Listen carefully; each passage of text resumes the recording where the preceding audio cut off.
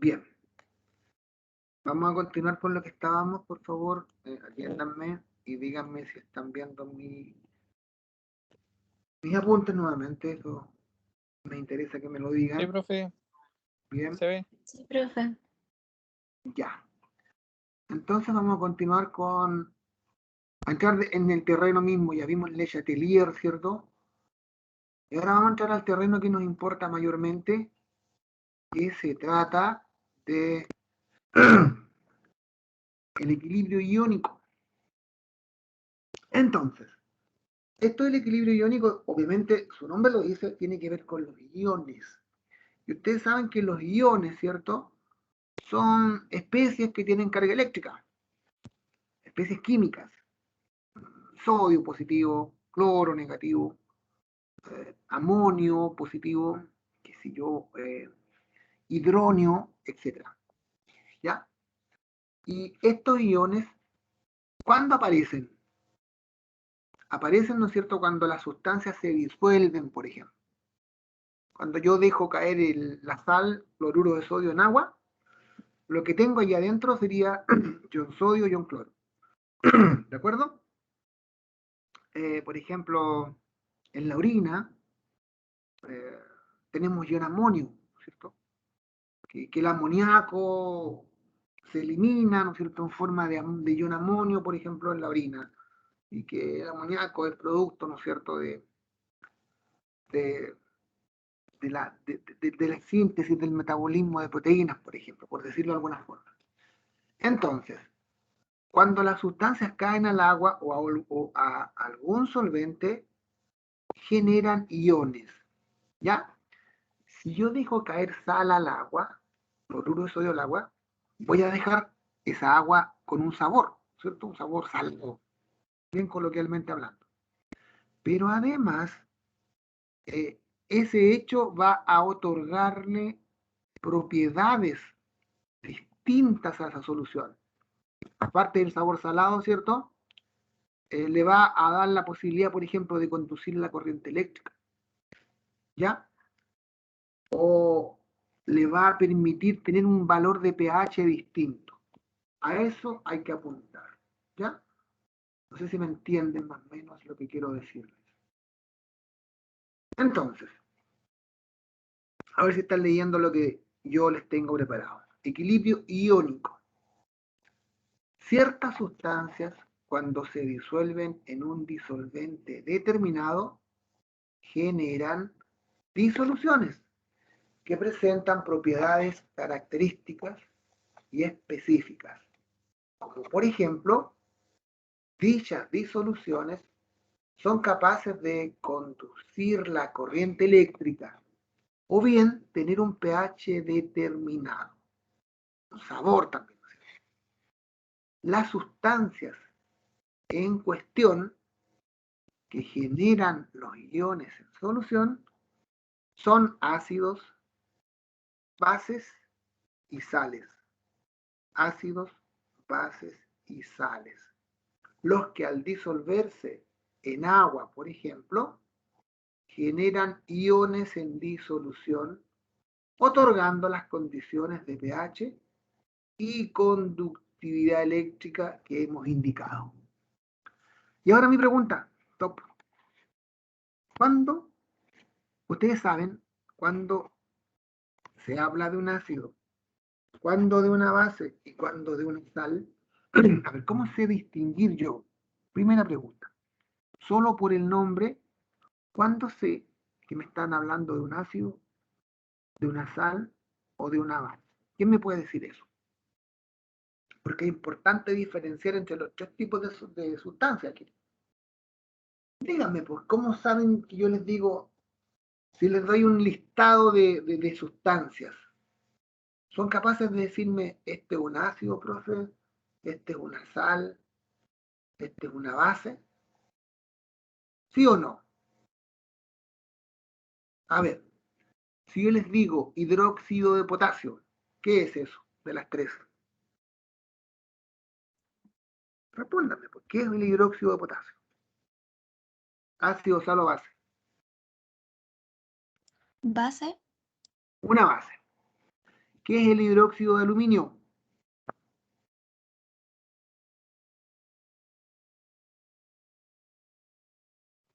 Base. Bien. ¿Qué es el amoníaco? Un ácido. Bien, ahí empezamos con problemas. Es una base. Ahora, porque lo dice el profe, claro, y usted lo sabe, pues toda la vida ha dicho la misma cuestión. Claro que no tiene mucha gracia que yo te diga de una base. Pero hay teorías que te dicen cuándo una sustancia es un ácido, cuándo una sustancia es una base. ¿Ya? Entonces ya se empiezan a complicar, ¿ven? Pero, ¿a qué voy yo? Si te digo, por ejemplo, el ácido clorhídrico, ¿qué es lo que es? Pero orgullo decirlo, es un ácido, ¿cierto? ¿Para qué me voy a responder? Un ácido. Si yo te digo el ácido sulfúrico, pero orgullo decirlo, es un ácido, ¿cierto?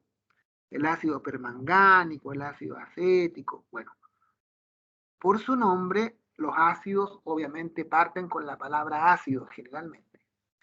Pero si te digo cloruro de aluminio, es una sal, es Una una, sal. ¿ya? Entonces, ven, ahí va costando un poco más. Pero hay una idea ya, uno por los nombres puede ir ya sacando conclusiones, por los nombres. Por tanto, yo, para identificar cuándo se trata de un ácido, cuándo de una base o cuándo de una sal, es conveniente tener presente un par de ideas previas, como las que les estaba contando. Considerando las fórmulas y los nombres de las sustancias en cuestión, se tiene que un hidróxido, también llamada base, también llamada álcali. Álcali viene del griego, no, del árabe álcali mixta. La formulita, fíjense, siempre tiene generalmente el OH. Generalmente tiene metido el ion hidroxilo, formando parte de la estructura. Y su nombre generalmente parte con la palabra hidróxido. Hidróxido de nombre del metal, de sodio, de potasio, de aluminio, de plomo, de cobre, de cadmio, de calcio, de litio, lo que ustedes quieran. ¿Ya? Entonces ya vamos estableciendo una primera asociación de idea, que es la palabra hidróxido, seguido del nombre del metal y su formulita suele aparecer un OH. Ya nos estamos, ¿cierto?, asociando un poco. Claro que no siempre pasa, porque yo les pongo el NH3, el amoníaco, pues ya no dice ni nada de hidróxido, profe. ¿Cómo? Yo tampoco tengo OH ahí. Ah, bueno, sí. Entonces, por esa es la cuestión que les digo, hay que usar también teorías. Ya vamos a discutir sobre eso. Pero, por lo general, partimos con la palabra hidróxido en su nombre y sabemos que en su fórmula aparece un OH. Esa es una base, o álcali o hidróxido. Para el caso de un ácido, ¿cierto? Hay dos tipos de ácidos. Los binarios formados por dos elementos y los ternarios formados por tres elementos. ¿Ven? Los ternarios tienen hidrógeno, si ven la fórmula, parten con hidrógeno, no metal y oxígeno. Por ejemplo, hidrógeno, no metal nitrógeno, oxígeno. Hidrógeno, no metal azufre, oxígeno. ¿Ven? Todos obedecen a esa fórmula. Hidrógeno, no metal cloro, oxígeno. Tienen hidrógeno, terminan con oxígeno. Y los nombres, hay dos tipos de nombres. Los binarios tenemos hidrógeno y un no metal. ¿Ven? Son dos elementos, ¿no? Los ternarios son tres elementos. Pero por el nombre, los dos, tanto los binarios como los ternarios, parten con la palabra ácido. Los ternarios parten con la palabra ácido. Pero la terminación, el sufijo, los binarios terminan en hídrico. Famoso ácido clorhídrico, ácido bromhídrico, sulfídrico, iodídrico, fluorhídrico, cianhídrico, selenhídrico, que así son todos los ácidos binarios, no hay más que esto. Y el telurídrico puede ser el otro. Son como 7 o 8. ¿Ven? Entonces parten con la palabra ácido, terminan con el sufijo hídrico. ¿Ok? Y los ácidos ternarios también parten con la palabra ácido, pero terminan, en vez de hídrico, en oso, como el nitroso, el sulfuroso, el hipocloroso, o en el sufijo ico, nítrico, sulfúrico, dicrómico, permangánico, fosfórico, acético. ¿Ven? Por su nombre. Y ahora, ¿cómo salen las sales? Cuando yo le cambio el hidrógeno a un ácido por un metal. Sale hidrógeno entre metal clorhídrico, cloruro de sodio, bromídrico, bromuro de calcio, bromuro de sodio, bromuro de potasio, sulfídrico, sulfuro de plomo, sulfuro de calcio, sulfuro de magnesio, yodídrico, el yodídrico, yoduro de potasio, yoduro de sodio, yoduro de fierro, yoduro de aluminio. El fluorhídrico, fluoruro de magnesio, fluoruro de calcio. Cianhídrico, cianuro de fierro, cianuro de potasio, cianuro de sodio. Selenhídrico, selenuro de magnesio. ¿Ven? Entonces, los ácidos hídricos generan sales puro. Clorhídrico, cloruro, bromídrico, bromuro, sulfídrico, sulfuro, etc. Los ácidos oso, si yo le cambio el hidrógeno por un metal, me queda de metal, no metal oxígeno. Los ácidos oso, nitroso, nitrito de potasio, nitrito de calcio, nitrito de fierro, nitrito de magnesio. Sulfuroso, sulfito de cobre, sulfito de calcio, sulfito de fierro, sulfito de plomo. Hipocloroso, hipoclorito de sodio. Esta es la famosa clorinda. El cloro común y corriente corresponde a disolución de hipoclorito de sodio en agua o en otro solvente, por lo general. Nítrico. Los ácidos hipo generan salesato, nitrato de sodio, que es el salitre, nitrato de potasio, nitrato de calcio, nitrato de magnesio.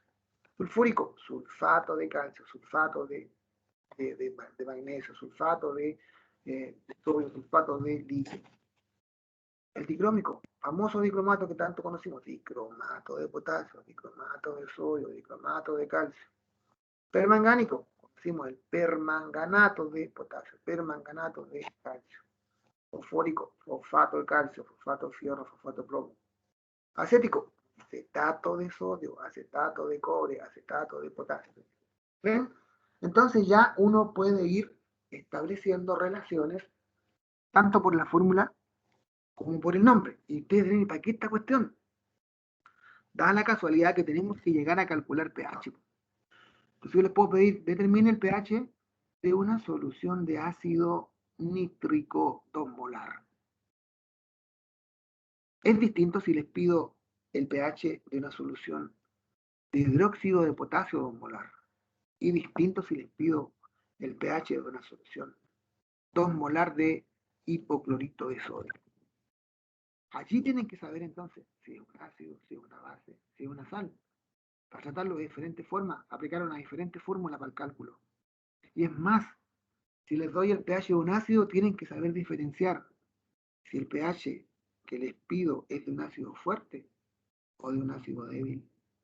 Y si les pido el pH de una base, me está pidiendo el pH de una base fuerte o una base débil. Y si les pido el pH de una sal, me está pidiendo el pH de una sal del primer grupo, del segundo, del tercero o cuarto grupo. Ven que se alarga el cuento. Por tanto, hay que partir, como les digo, identificando de qué me está preguntando este profe, o este tipo, o este libro, o este ejercicio. ¿Qué me están pidiendo? Y partimos por esa idea. Entonces, no está de más, ¿no es cierto?, darle una miradita, como les dije, a estas preconcepciones para poder establecer las relaciones que necesitamos se establezcan para hacer los cálculos hacia dónde vamos apuntando. ¿Ok? Ya.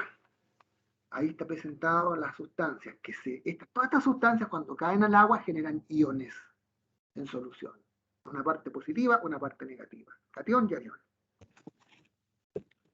Y ahora nos vamos con las teorías ácido-base. ¿De acuerdo? La primera teoría ácido-base es la teoría de Arrhenius.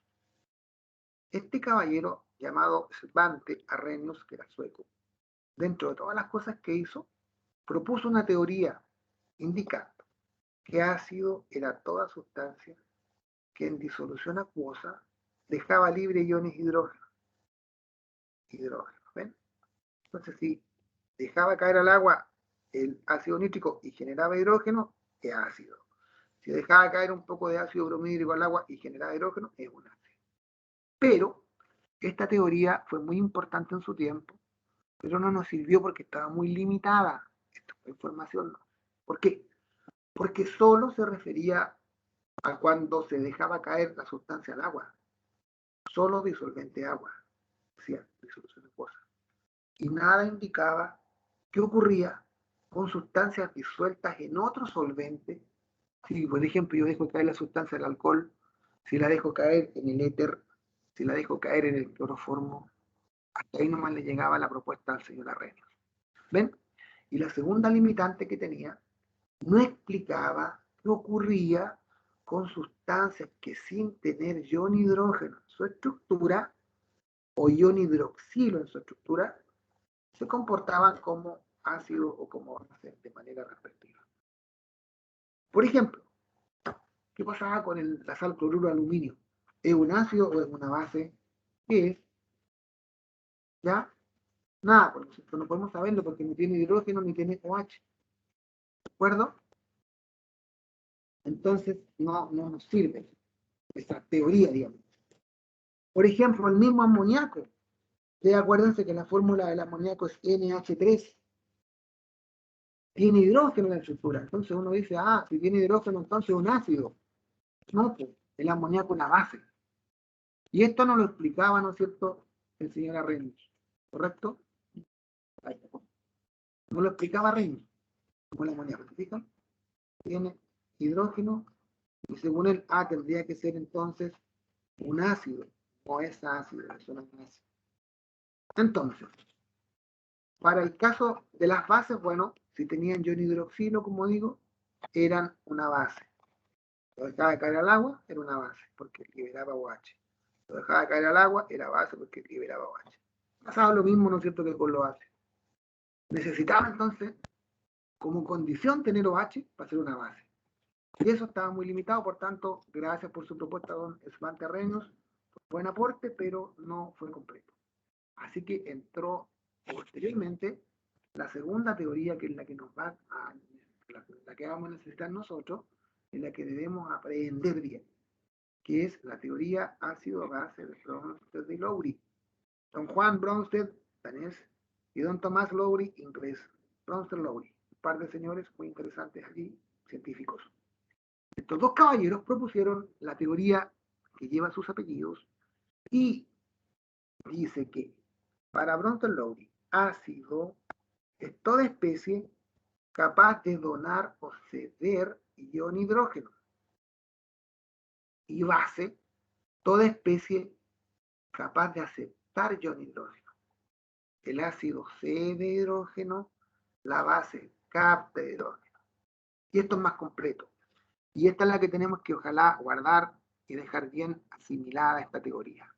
Por ejemplo, el ácido clorhídrico, si cae al agua, cede hidrógeno, ¿ven? Cede hidrógeno y el agua acepta ese hidrógeno. Al ceder hidrógeno el ácido queda como cloruro, ¿ven? Genera ion. Y el agua, al captar hidrógeno, nos queda como ion hidrógeno. Tenía 2, quedó con 3, con carga positiva. El amoníaco, aquí está la explicación, ¿no es cierto?, para el amoníaco. Lo que él hace es capta hidrógeno porque el agua, al ser un ácido en este caso, le entrega hidrógeno y el amoníaco absorbe, acepta hidrógeno. Si acepta hidrógeno tenía 3, me quedo con 4, quedó positivo. Y el agua, al perder un hidrógeno, me quedo con 2, queda negativo. ¿Ven? Fíjense que el agua actúa tanto como ácido cediendo hidrógeno o como base aceptando hidrógeno. Doble comportamiento, ¿ven? Y por eso se dice que el agua es una especie anfólita, ya que puede ceder hidrógeno, ácido de Bronsted-Lowry, y también puede aceptar hidrógeno, base de Bronsted-Lowry. El prefijo anfi significa doble comportamiento. ¿Ya? De ahí viene del griego anfi, anfolita, con la palabra anfótero, por ejemplo, ese tipo de cosas. ¿Ya? Entonces, el agua es anfolita porque tanto acepta hidrógeno, comportándose como base, o tanto cede hidrógeno, comportándose como ácido. ¿Ya? O sea, acepta como base, cede como ácido. Así, todo ácido de Bronsted-Lowry que dona hidrógeno origina una base de Bronsted-Lowry. todo ácido que dona hidrógeno origina una base. Todo ácido que dona hidrógeno origina una base. Y toda base que acepta hidrógeno origina un ácido. Toda base que acepta hidrógeno origina un ácido. Y así se forma lo que se conoce como par conjugado ácido-base.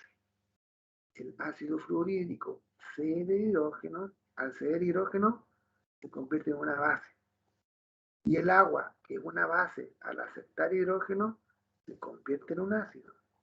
Par ácido, base conjugada. Par ácido, base conjugada.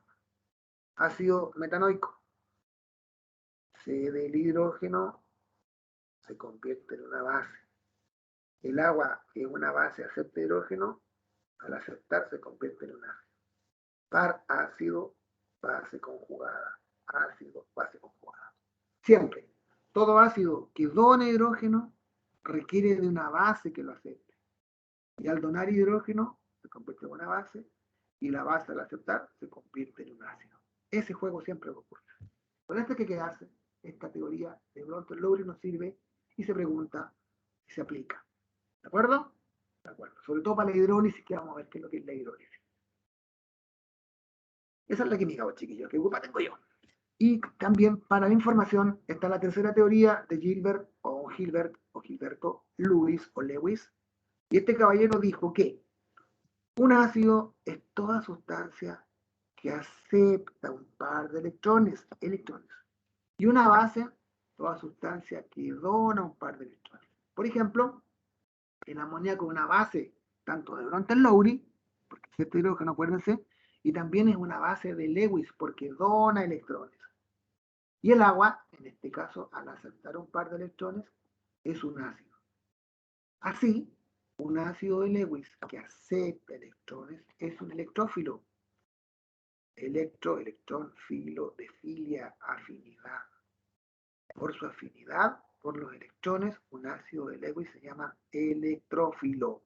Electrófilo porque acepta electrones. Y las bases porque regalan, ¿no es cierto?, par de electrones se llaman nucleófilos.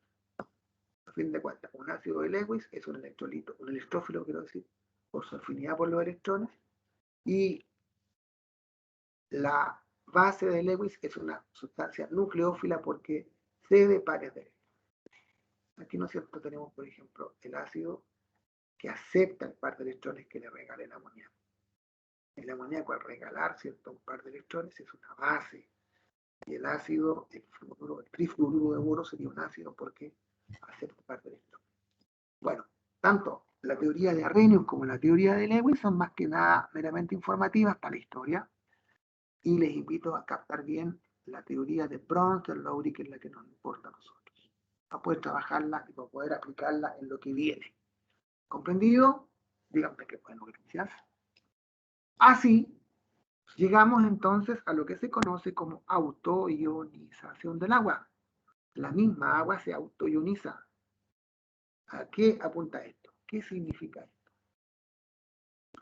La autoionización o autodisociación del agua es la reacción química, digámoslo así, en donde dos moléculas de agua reaccionan entre sí para producir un ion hidronio y un ion hidroxilo. Molécula 1, líquida, molécula 2. Una actúa como ácido donando hidrógeno, se convierte, ¿no es cierto?, en una base, y la otra actúa como base aceptando hidrógeno, se convierte en un ácido. Este es un proceso de autoprotólisis o autoionización y se basa en la naturaleza anfolítica del agua, que se comporta como ácido o como base, ¿no es cierto? A eso se refiere. Así, el agua pura necesariamente, ¿no es cierto?, o mejor dicho, no sería un simple conglomerado de moléculas. O sea, en el agua pura, supongo el agua destilada, el agua lluvia, no solamente tendría moléculas de H2O, sino que también allí habría presencia de iones hidróneo y de iones hidroxilo. O sea, en el agua pura, el planteamiento es que habría puras moléculas de H2O, pero además habría una cantidad de H3 o más y de OH menos. Eso es lo que está planteando acá. Por tanto, en el agua pura existen iones de tal forma que un equipo sensible puede o podría detectar una muy débil conductividad de la corriente eléctrica. Como de cada una molécula de agua que se disocia, se genera un mol de ion hidróneo y un mol de ion hidroxilo, experimentalmente estos tipos han comprobado que la concentración de cada uno de estos iones en el agua pura es del orden de los 10 elevado a menos 7 moles por litro. 0,60 más 1 molar. 0,0000. ¿De acuerdo? Por tanto, por comodidad, este es el verdadero equilibrio de la autoionización del agua. Pero por comodidad, ¿qué es lo que escribimos esto? Agua líquida, H más o H menos. A fin de cuentas, el H más no es otra cosa realmente que esto, ion hidróneo. Pero le decimos protón, ¿cierto? Le decimos hidrógeno más. Catión, hidrógeno más. Luego, si consideramos el valor de la concentración de cada ion, tendríamos que agua líquida, H más o H menos, ¿no es cierto? 10 elevado a menos 7 molar, 10 elevado a menos 7 molar. Y escribimos la constante de equilibrio, concentración del hidrógeno, concentración de los H dividido en agua, pero como este es líquido, no se considera, vale 1, ¿no es cierto? Como en la expresión de la constante de los líquidos no se considera, se tendría que, constante de equilibrio quería solamente expresada en función de los iones. Y si reemplazamos estos dos valores, multiplicando 10 elevado a menos 7 por 10 elevado a menos 7, o 1 por 10 elevado a menos 7 por 1 por 10 elevado a menos 7, me da 1 por 10 elevado a menos 14. Y aquí se obtiene, de esta forma, el valor de la KW que les dije antes, o constante del agua, que vale 1 por 10 elevado a menos 14. De aquí para adelante este valor se usa siempre. Cuando nos hablen de KW, constante del agua, obviamente en inglés, ¿no es cierto? O KH2O, es 1 por 10 elevado a menos 14. Y en la calculadora, perdonen que se lo diga, pero se escribe 1 exponente menos 14. Nada de poner el 1, el por después y el 10 y dejar la escuela. No, nada. Usted pone 1 exponente menos 14. Igual como escribía el número de Avogadro. ¿Se acuerda? El 6,02 exponente 23. Aquí pone lo mismo. 1 exponente 14 negativo. Y ese negativo que pone no es el menos de la resta, sino que es el signo menos que tiene una teclita por ahí arriba, la calculadora donde dice menos, o más menos, dice también en otras más antiguas. ¿Ya? Entonces, este valor hay que usarlo. Este valor hay que usarlo. Siempre hay que usarlo, sobre todo en hidrólisis, para hacer cálculos. Fíjense ahora. Así entonces, se sabe que si la concentración de uno de estos iones aumenta, la otra concentración o la concentración del otro ion debe disminuir para mantener constante el producto iónico del agua. De tal modo que tengo esto. H más por OH menos, los normales 10 elevado a menos 7 por 10 elevado a menos 7, 10 elevado a menos 14. Si aumenta la del ion hidrógeno o hidróneo a menos 5, la del OH baja a menos 9 para mantener 10 elevado a menos 14. Eso es lo que dice acá arriba. Por el contrario, si disminuye la de hidrógeno, por ejemplo, a 10 elevado a menos 11, la del OH debe aumentar a 10 elevado a menos 3 para mantener el 10 elevado a menos 14. Así siempre, la constante del agua vale 1 por 10 elevado a menos 14 o simplemente 10 elevado a menos 14. Pregunta, duda, consulta, díganme.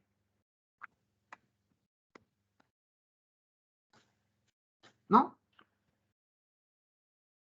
Espero que esté claro esto. Pero, bueno, también por aquí les tengo alguna presentación que les puede ayudar a entender mejor quizás.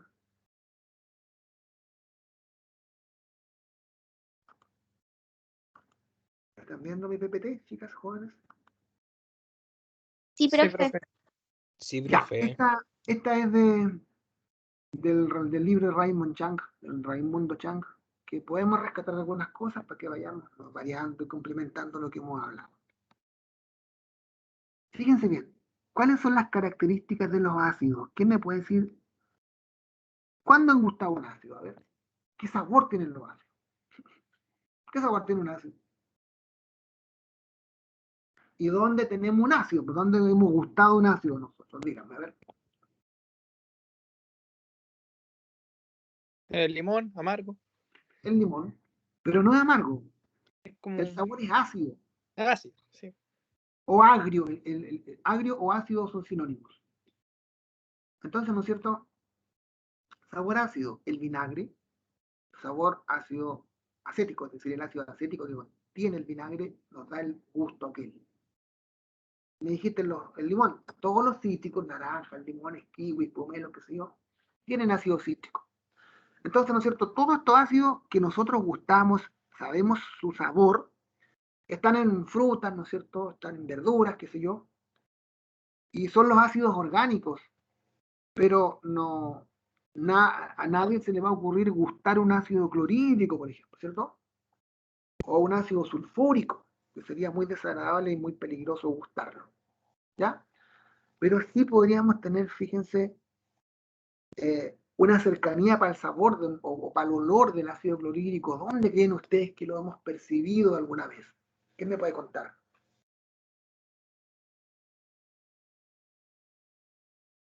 ¿Mm? A veces cuando abrimos una naranja, ¿Ya? ¿Crees que tiene ácido clorhídrico? sale olor. Sí, pero ese sabor, mija, tiene que ver con el ácido cítrico probablemente, que son ácidos orgánicos. Ya yo te estoy diciendo, por ejemplo, el ácido sulfúrico, te doy un ejemplo, no está, ¿no es cierto?, probablemente en ninguna fruta, en ninguna verdura, pero sí lo tenemos, por ejemplo, en una batería de vehículos, ahí tenemos ácido, ¿cierto? El ácido clorhídrico, que lo tenemos en el laboratorio, que es bien, si está concentrado, es bien complicado. ¿Dónde lo hemos gustado en algún momento? ¿O dónde lo hemos percibido probablemente? ¿Podría ser en el cloro que uno usa? En el cloro, mira, el cloro corresponde, como te dije antes, a una disolución de hipoclorito, que es una sal. Hipoclorito de sodio, que viene del ácido hipocloroso, en agua. ¿Dónde los digo? Por ejemplo, todo el mundo, ¿no es cierto? Y aquí no me vengan con escrúpulos ustedes porque no tienen derecho a tener escrúpulos las enfermeras ni los enfermeros. ¿Ya? ¿Dónde lo hemos percibido? Vómito de los bebés. Los que tienen hijos, los que tienen bebitos chicos, los que tienen hermanos chicos, sobrinos chicos, todo el mundo ha olido, ¿no es cierto?, ese aroma del vómito de un bebé. El mismo fluido que puede uno, ¿no es cierto?, tener en algún momento. Allí tenemos ácido clorhídrico, que se produce en el jugo gástrico, que te permite, entre otras cosas, bien brutamente lo digo, a disolver, ¿no es cierto?, las sustancias que uno incorpora al organismo.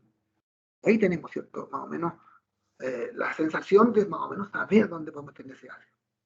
¿De acuerdo? Y trae muchos problemas. ¿Cuántos, por ejemplo, muertes no se provocan por inhalar los aromas que se generan, los olores, ¿no es cierto?, de estos vómitos, de estos efluvios que en algún momento a alguien le ocurren. Cuando es coma alcohólico, por ejemplo, ese tipo de cosas. Entonces, ahí tenemos, por ejemplo, el ácido clorhídrico. Pero todos estos ácidos orgánicos, como les digo, que están en frutas, que están en verduras, están en sustancias, en alimentos, son distintos por naturaleza a los ácidos minerales que son como el clorhídrico, el sulfúrico, etc. Ya vamos a ver la última parte cuando echemos una minita orgánica, vamos a hablar un poco de los ácidos en general, ¿cierto? Así que eso. Y por otro lado, los ácidos reaccionan con algunos metales originando hidrógeno. Si ustedes, por ejemplo, les dejan caer un trozo de magnesio a un poco de ácido clorhídrico, se produce hidrógeno. Si, por ejemplo, combinan una moneda de estas de aluminio de un peso antiguas que ya quedan poquitas, que aluminio, la dejan caer al ácido clorhídrico, se desprende hidrógeno. Eso es como una característica de los ácidos. ¿Ya? Y veamos las bases ahora. Las bases, ¿dónde hemos gustado el sabor de una base? ¿Qué sabor tendrán las bases? Si los ácidos tienen sabor ácido o agrio, ¿cuál es el sabor que tienen las bases? Cuéntenme ustedes. Pista, ¿han comido jabón, entre comillas? ¿Han comido champú? No comido, sino que han gustado, mejor dicho, champú, han gustado jabón, ¿sí o no? Sí. ¿Qué Sí. sabor? Amargo. Bien, amargo, ¿no es cierto?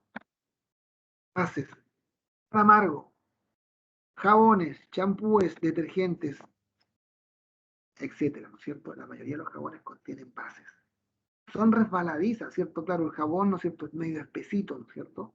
Y si ustedes, por ejemplo, pudieran palpar entre el dedo índice y el meñique, el índice y el pulgar, un poquito, por ejemplo, de hidróxido de sodio diluido en el laboratorio, se van a dar cuenta que es medio oleoso, grasoso, aceitoso, es resbaladiza. Son características de las bases. ¿Ya? Presentan sabor amargo, como lo hemos dicho, y están muy presentes en todo ese tipo de componentes de limpiadores caseros, qué sé yo. Según, ¿no es cierto?, Arrhenius decía, ¿no es cierto?, que el ácido era ácido porque cuando caía el agua, ven, el clorhídrico generaba ion hidrógeno y ion cloruro. Y una base de Arrhenius era una sustancia que producía ion hidroxilo, ¿ven? El ion hidroxilo es el OH, menos. Pero dijimos que el señor Arrhenius le dimos las gracias, que no tenía, ¿no es cierto?, limitaciones su teoría, por tanto nos quedamos con la teoría de Bronsted y Lowry. En este caso le ponen solamente el apellido del señor Bronsted. Ácido es una sustancia que dona protones o dona hidrógeno, ¿cierto? En este caso el agua. El agua dona hidrógeno, ¿cierto? Es una base.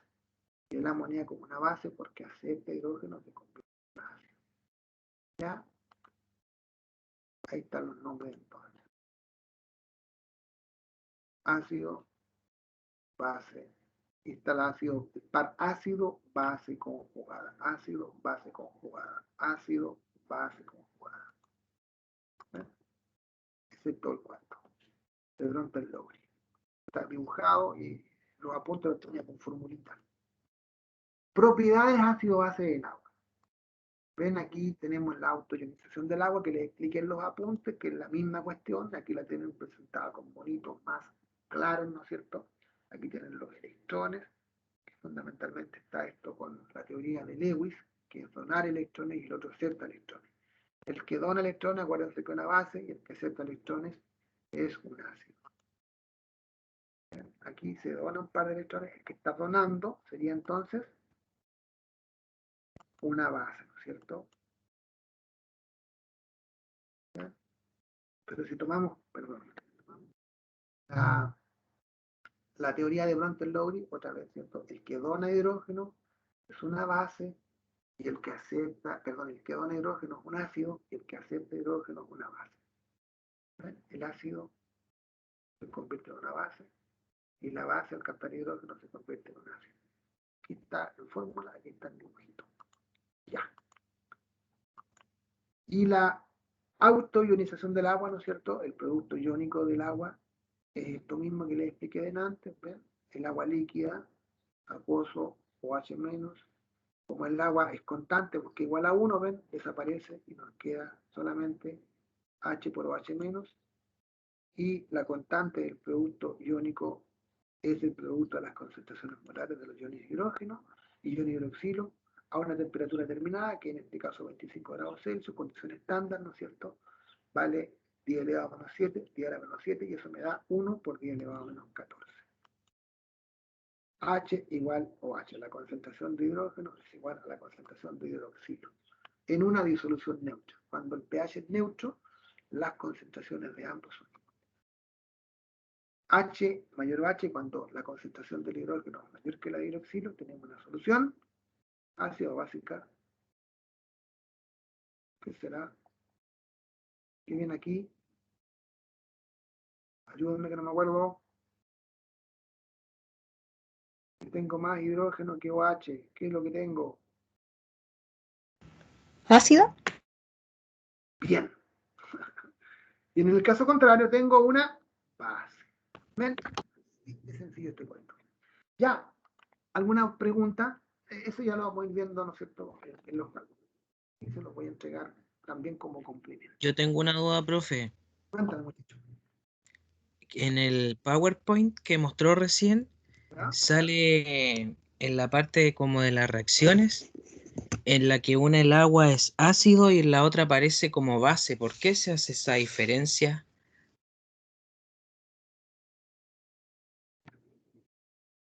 Adelante.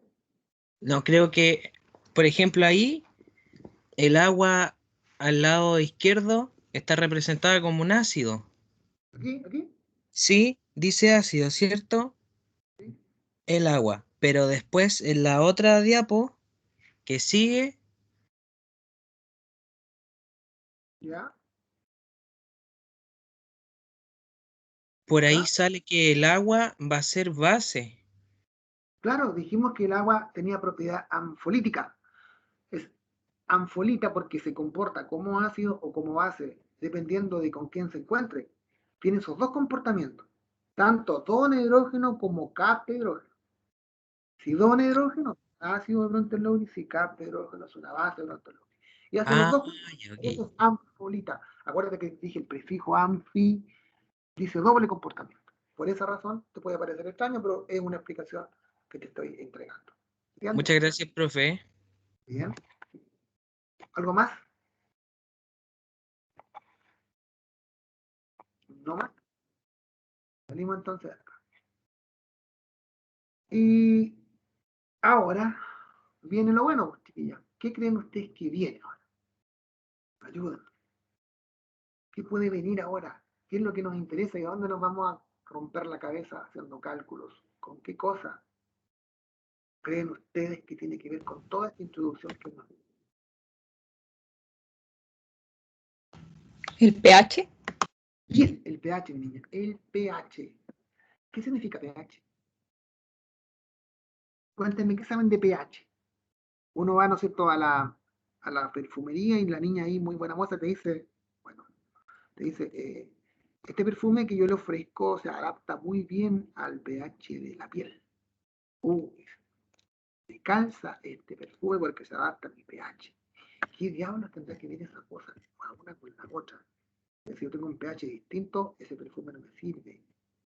Si tengo un pH más adecuado, ese perfume sí me sirve. Por ejemplo, ahí se da, ¿no es cierto? ¿Dónde más se escucha esto hablar de pH?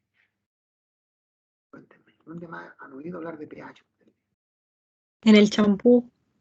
En el champú, pH neutro, ¿cierto? Los pH de guagua, o sea, los champús de bebé, son pH neutro. ¿Y dónde más tenemos pH? Bueno, en varias partes más. Y nos joden acá, ¿no es cierto?, en la química con el pH. ¿Pero qué significa P? ¿Qué significa H? Potencial de hidrógeno. Potencial de hidrógeno. Perfecto, señor. Se escribe, por favor, P minúscula, H mayúscula, por esto, potencial de hidrógeno. ¿Y cómo lo definimos?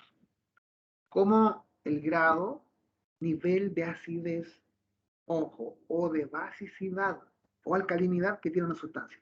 No solamente se refiere a la acidez, el pH también puede ser básico, también puede ser un pH alcalino. Por tanto, el pH no es propio solo de los ácidos. Primera cuestión que hay que eliminar allí, de la idea. El pH entonces, grado de acidez o de alcalinidad o basicidad que tiene una sustancia. Desde una perspectiva matemática, el pH se define como el logaritmo negativo de la concentración de ion hidronio. ¿Ven? Menos log de H. O sea, uno lo abrevia así. Acuérdense que esto es lo mismo. Por tanto, aparece pH logaritmo negativo de la concentración de ion hidrógeno o ion hidronio. Ahora, ¿qué es el logaritmo? ¿Qué diablo es el logaritmo? Matemática, por tercero medio, ¿o no? ¿Tienen matemática ustedes ahora, chiquillos, no? En la U, ¿tienen matemática o no? No, por lo menos este Hagámoslo. semestre no tenemos matemáticas. Ah, pero tienen matemática. Ahí los van a jugar con el logaritmo otra vez, no se preocupen. ¿Qué diablo es el logaritmo? ¿Qué os voy a contar? ¿Qué es el logaritmo? La función inversa de las potencias. Ya, función inversa de la potencia, perfecto. Eso es de 10 elevado a x, ¿no es cierto? En base 10 me refiero. Me estáis diciendo eso, potencia 10. Pero bueno, el logaritmo es un operador matemático, ¿no? Es como cuando uno dice sume, es un operador matemático. Cuando uno dice reste, operador matemático. Cuando uno dice divide, operador matemático. Cuando uno dice derive, derivada, operador matemático. Cuando uno dice eleva a X, es un operador matemático. El logaritmo es lo mismo. Pero el logaritmo es como para simplificar las cosas. ¿Ya? Yo, por ejemplo, tengo 3 puntos. Tengo el 1, tengo el 5, tengo el 10. Yo puedo hacer un gráfico, ¿no es cierto? Y puedo graficar bien 1, 5, 10. Pero cuando tengo 0,003 y tengo 0,001 y tengo 0,1, yo para simplificar esos numeritos, al 0,03, al 0,01 y al 0,1, yo le aplico el logaritmo y simplifico el valor. Eso es lo que pasa. ¿Entienden? Por tanto, pues es una acomodación, una cuestión acomodaticia el logaritmo. Entonces, si yo tengo una concentración 1, ¿no es cierto? El logaritmo, bueno, le aplico el logaritmo, me da 0, me cuenta en la calculadora. Si tengo una concentración 10 elevado a menos 5, yo le aplico el logaritmo a 10 elevado a menos 5 y fíjense lo que pasa. Le voy a simplificar el numerito, lo voy a dejar así como 1,8, 1,82, qué sé yo, 1,70 y tanto, qué sé yo, 2,85. Esa es la cuestión. Por tanto, el pH matemáticamente se define como el logaritmo negativo de la concentración de hidrógeno. Entonces yo debo conocer la concentración de hidrógeno, y allí le aplico el logaritmo con la calculadora y ahí está el pH perfecto. Allá vamos. Entonces, de manera análoga, definimos pOH ahora, pOH, como el logaritmo negativo de la concentración de ion hidroxilo. pOH menos logaritmo negativo de la concentración de OH. Acuérdense que los coeficientes son concentraciones molares, concentraciones moles por litro. ¿Ya? Tengo pH y tengo pOH. Los matemáticos han calculado y comprobado que la suma del pH más el pOH me da igual 14. Pueden comprobar y demostrar matemáticamente. No lo podemos hacer nosotros. Así las cosas.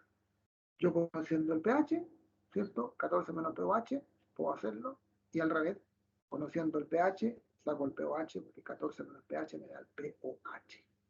Entonces, esta formulita hay que manejarla. Esta está. Esa, la anterior y esta de acá. Ahora, si conocemos el pH y deseamos saber la concentración de ion hidrógeno, ahí, como alguien muy bien me dijo delante, aplico la función inversa del logaritmo, que es 10 elevado a menos pH. Si yo te digo, ¿cuál es la concentración de hidrógeno de un ácido clorhídrico que tiene un pH 4,22? Entonces tú pones 10 elevado a menos 4,22, me da la concentración. ¿Entiendes? Entonces, a partir del pH, yo conozco la concentración que originó ese pH. ¿Ven? Es lo inverso. Para sacar el pH, menos log de H, y para conocer la concentración de H, 10 elevado a menos pH. Función inversa. Así como cuando uno dice la función inversa de la suma en la resta y la de la división en la multiplicación, bueno, la función inversa, como dijo la compañera delante, ¿cierto? Del logaritmo es 10 elevado a menos pH. En este caso. De igual modo, se tiene que concentración de hidroxilo 10 elevado a menos pOH. Yo te digo, tengo un hidróxido de sodio de pH 12,22. ¿Qué concentración de hidroxilo originó ese pH? Calculo el pOH primero, 14 menos pH, y luego elevo 10 elevado a menos ese pOH y me da la concentración de OH. Esta cuestión de hacer cálculos. Ven, aquí se trata de hacer cálculos nada más. Y así aparece la escala de pH, que sería entre 0 y 14, teniendo como número central el 7. De tal forma que un pH 7 es igual a un pH neutro, en donde dijimos delante, la concentración de hidrógeno es igual a la concentración de hidroxilo, en el agua, por ejemplo. Y un pH ácido es cualquier valor entre 0 y 7, en donde la concentración de hidrógeno es mayor que la de hidroxilo. Y un pH básico o alcalino es el que se da entre 7 y 14, donde la concentración de OH es mayor que la de hidrógeno, o la de hidrógeno es menor que la de OH. Entonces siempre un pH básico tiene que ser más que 7, y un pH buen ácido menor que 7. Siempre. que a veces aparece en pH ácido, ¿no es cierto? 8,42. ¿Cuál es el valor del pH del ácido clorhídrico tanto? Y me sale 8,42. Incongruencia total no puede ser, porque un ácido no tiene un pH mayor que 7. Y así, de igual forma, una base no puede tener pH menor que 7. ¿Estamos de acuerdo? Pues bien, espero que estén de acuerdo. Si lo están, son las 10:40. Son las 10:86. A las 10:50, por favor. 14 minutos más. Nos juntamos para terminar la última parte. ¿Ya? 10:50 de vuelta. Digan que bueno. Ya, Vale, profe. Vale. Paro la grabación. Vale.